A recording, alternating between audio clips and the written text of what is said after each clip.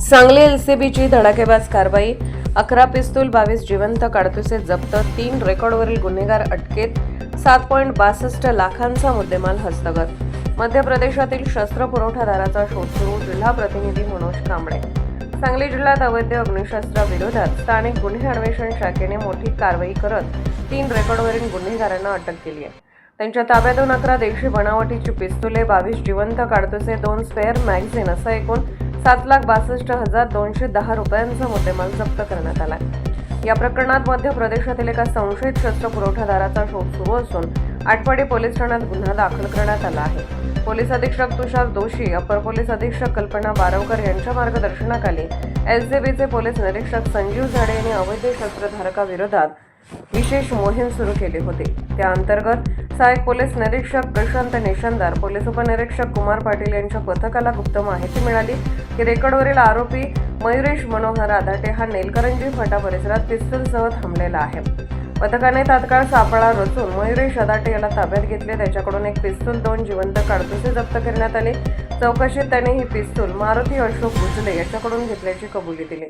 यानंतर पोलिसांनी खरसुंडी परिसरातून मारुती गुजले याला अटक केली। त्याच्याकडून 3 पिस्तुले आणि 6 जिवंत काडतुसे जप्त करण्यात आले।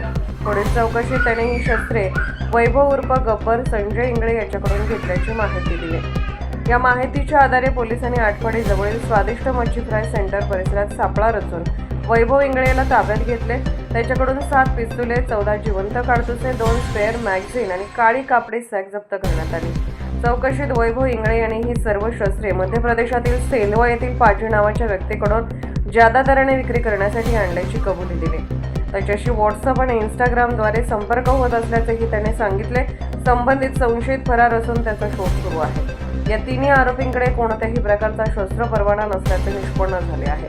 त्यामुळे त्याच्या विरुद्ध भारतीय शस्त्र अधिनियम तसेच मनाई आदेशाचे उल्लंघन केल्याप्रकरणी आटपाडी पोलीस ठाण्यात गुन्हा क्रमांक 273/2026 दाखल करण्यात आला असून पुढील तपास सुरू आहे। या कारवाईत एलसीबीच्या अधिकारी व कर्मचाऱ्यांसह सायबर पोलीस ठाण्याच्या पथकानेही सहभाग घेतला। जिल्ह्यात अवैध अग्निशस्त्रे बाळगणारे व गंभीर गुन्हे करणाऱ्या गुन्हेगारांविरोधातील मोहीम यापुढेही अधिक तीव्र करण्यात येणार असल्याचे पोलीस निरीक्षक संजीव झाडे यांनी सांगितले। वृत्तवेग न्यूज नेटवर्ककडून मुख्य संपादक गणेश वायदंडे। स्थानिक गुन्हे शाखेतर्फे एक कारवाई झाली ज्याच्यामध्ये विनाशस्त्र अग्निशस्त्रे बाळगणाऱ्या 3 रेकॉर्डवरील गुन्हेगारांना ताब्यात घेण्यात आलेलं आहे। त्यांच्याकडे सुमारे 11 गावठी पिस्टल, 22 काडतूस, 2 स्पेअर मॅगझिन्स असे एकूण जवळजवळ 6,62,000चा मुद्देमाल हा जप्त करण्यात आलेला आहे। याच्यामध्ये एकूण 4 आरोपी आहेत, पैकी 3 हे आत्तापर्यंत अटक करण्यात आलेले आहेत। त्यात मुख्य आरोपी आहे तो मयुरेश आधाटे, हा मूळचा सांगली खानापूर तालुक्यातला आहे, परंतु सध्या तो पुण्यात राहतो। आणि मारुती गुजले हा जांभूळमाळा खानापूर आणि वैभव इंगळे ताडाचीवाडी खानापूर असे 2 इतर असे एकूण 3 आरोपी अटक करण्यात आलेले आहेत। त्यांना ज्यांनी सप्लाय केले ते मध्य प्रदेशमधला एक आरोपी आहे, त्याचा शोध घेणं चालू आहे।